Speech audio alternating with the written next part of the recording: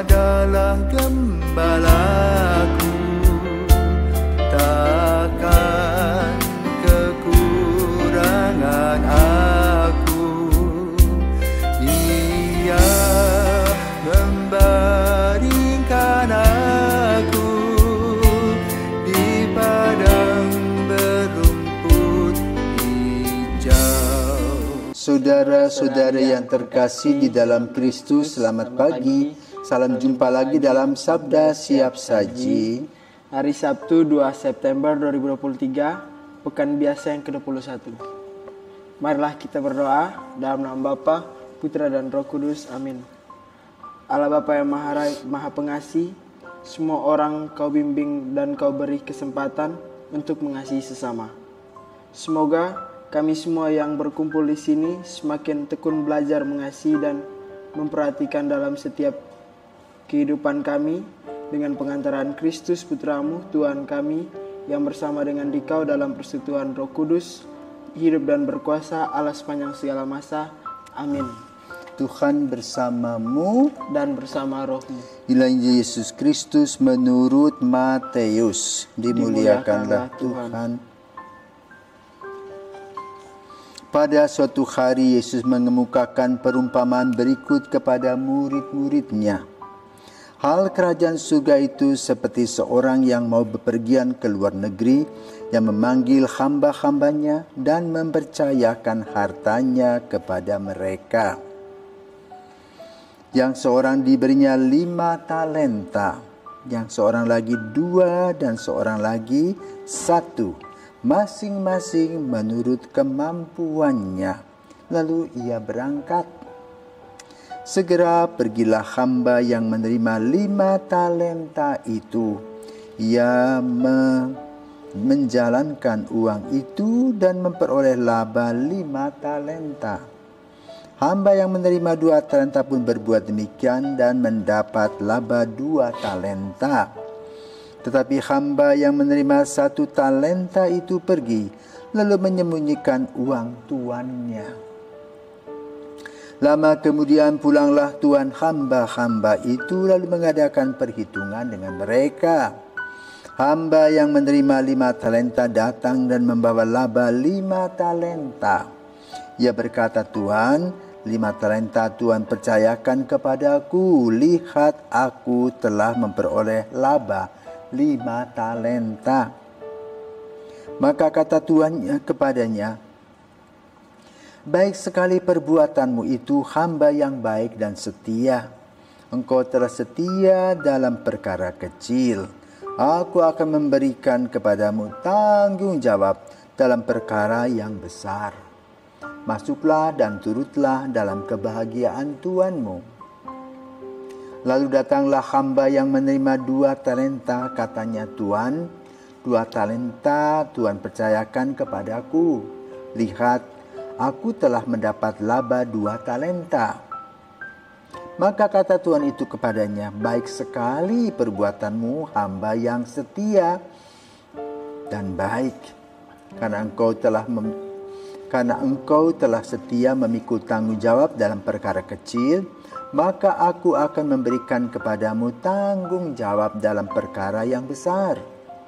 Masuklah dan turutlah dalam kebahagiaan Tuanmu."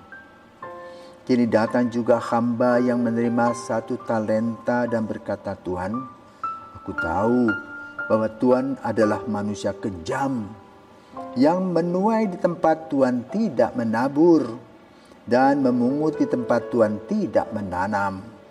Karena itu aku takut dan pergi menyembunyikan talenta Tuhan di dalam tanah. Ini terimalah milik Tuhan." Maka tuannya menjawab, "Hai engkau hamba yang jahat dan malas. Kau tahu bahwa aku manusia, bahwa aku menuai di tempat aku tidak menabur dan memungut di tempat aku tidak menanam. Seharusnya uangku itu kau berikan kepada orang yang menjalankan uang, supaya sekembaliku aku menerima uang itu serta bunganya. Sebab itu ambillah talenta itu daripadanya dan berikanlah kepada orang yang punya 10 talenta itu. Karena setiap orang yang mempunyai akan diberi sampai ia berkelimpahan. Tetapi siapa yang tidak punya, apapun yang ada padanya akan diambil. Dan buanglah hamba yang tidak berguna itu ke dalam kegelapan yang paling gelap. Di sana akan ada ratap dan kertak gigi. Demikianlah sabda Tuhan, terpujilah Kristus. Selamat pagi Romo. Pagi.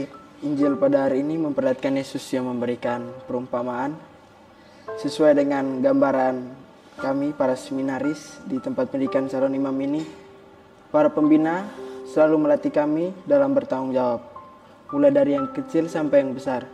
Namun seringkali saya pribadi sering menyepelekan, menganggap bahwa tugas yang kecil itu tidak penting, sehingga terjadi banyak kesalahan dalam kehidupan saya.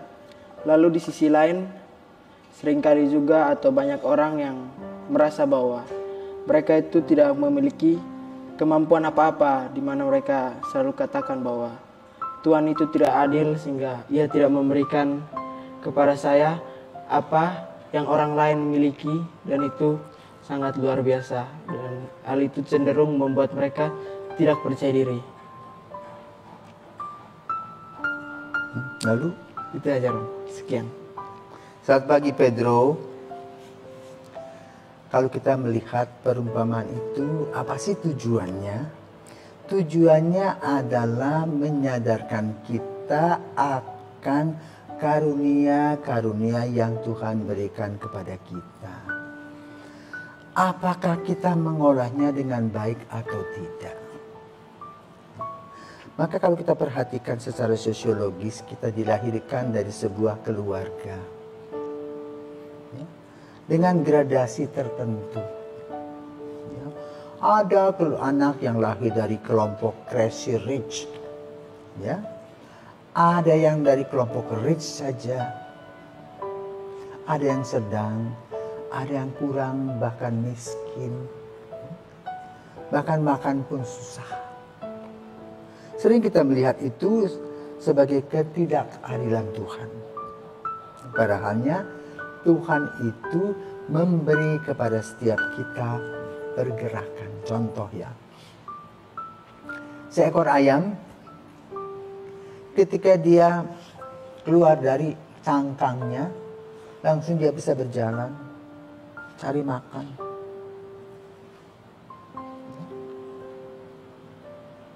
Kucing belajar dia. Kadang-kadang orang ibunya mengajak dia memanjat dan sebagainya. Dan binatang-binatang itu secara instingtual berkembang. Kita tidak sebagai seorang manusia, pertumbuhan kita secara jasmani dan rohani itu perlahan-lahan. Seperti digambarkan dalam talenta itu. Dalam waktu, dalam kesempatan, kita hidup pelan-pelan tetapi pasti. Kita dinaungi oleh Tuhan. Tuhan berikan kepada kita nafas dan kesehatan. Tuhan juga memberi kepada kita otak supaya kita belajar melihat. Thomas Alva Edison, yang kita kenal sebagai penemu listrik itu, adalah anak yang ditolak di sekolah. Gurunya tidak paham akan talenta yang dia miliki. Tetapi ibunya luar biasa. Ketika dia mendapat surat dari guru, dan anak itu taat, dia tidak buka apa isi suratnya. Ibu, silahkan ambil anakmu karena anak ini tidak mampu sekolah di sini. Lalu apa jawaban ibu kepada anak? Thomas, mulai besok kamu sekolah bersama mama. Dan tidak memberitakan alasan apa-apa, dia simpan. Ternyata anak ini bertumbuh dalam private school ya istilahnya. Dan melahirkan hal yang luar biasa untuk banyak orang. Dia mengolah talenta yang ada. Maka dunia menemukan listrik, dan sekarang dengan listrik bisa dengan segala macam terjadi.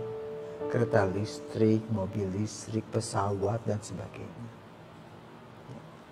Nah, itu hasil dari Thomas.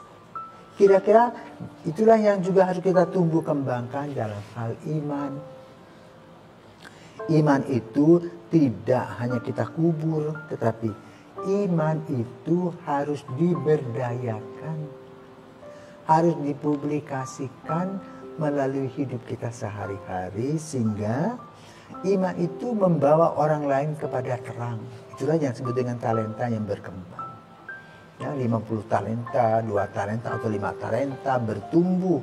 Jadi pemberitaan atau informasi yang positif adalah terang Kristus yang perlu diwartakan oleh kita bersama, bukan hanya cuap-cuap omong, tetapi juga dalam kehidupan praktek sehari-hari. Maka kamu seminaris juga sama, dipersiapkan. Ya, mungkin orang mengatakan itu penjara kudus. Ya, dari pagi sampai malam kamu sibuk dengan seluruh kegiatan. Kadang-kadang sebagai anak bosan, jenuh, malas, ya. Apalagi umur-umur pubertas, ya, inginnya keluar, inginnya nonton, inginnya makan-makan, tetapi ada koridor yang harus kamu lewati. Dan itulah talenta yang dimaksudkan. Karena itu kita tidak boleh mengubur talenta kita, baik secara jasmani maupun secara rohani. Nah, secara jasmani, kalau kita tadi menanam uangnya itu tidak dikembangkan, tidak ada apa-apa, karena malas. Ya. Maka harus menggunakan akal sehat kita secara jasmani tadi.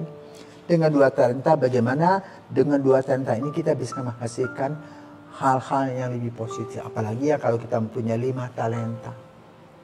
Ya. Itu yang diperlukan. Baru-baru ini kita mendengar Putri Aryani itu mengejutkan orang-orang di Amerika. Dengan sebagai orang difabel, dia tidak bisa melihat, tetapi dia luar biasa bisa menciptakan lagu dan menyanyikan lagu dengan luar biasa. Dia mengembangkan potensinya. Mama papanya luar biasa mengembangkan potensi yang ada dalam diri anak, sehingga saat ini dia menjadi orang yang terkenal.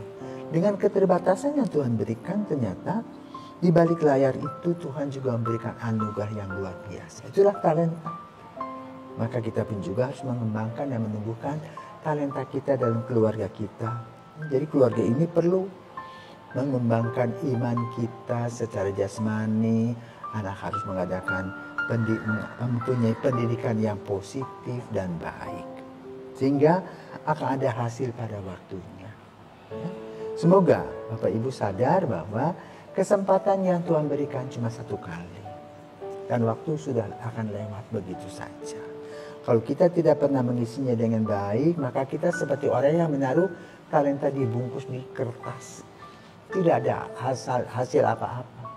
Dan nanti akan ada penyesalan.